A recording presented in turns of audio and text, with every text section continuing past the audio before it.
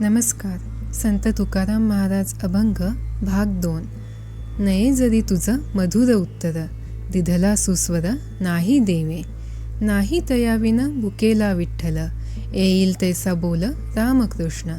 देवापशी मागे आवडीची भक्ती, विश्वासेशी प्रीती भाव बळे. तुका म्हणे म्हणा सांगतो विचार, धरावा निर्धार दिसेंदिस. अर्थात तुकाराम महाराज सांगतात की जर देवाने गोड स्वर दिला नसेल तरी काही हरकत नाही. गोड गळ्याने रामकृष्णाचे नाम उच्चार करता येत नसेल तरी ती अडचण नाही, कारण त्या नामाचा गोडवा केवळ आवाजात नसून श्रद्धा, प्रेम आणि भक्तिभावात आहे. रामकृष्ण नामस्मरण हे श्रद्धेने, प्रेमाने आणि निष्ठेने करावे, त्यातच खरी भक्ती आहे. तरी हे म्हणा, मी तुला हे सांगतो आहे की हे एकच ठरव आणि ठाम निर्धार धर. जय हरी विठ्ठल.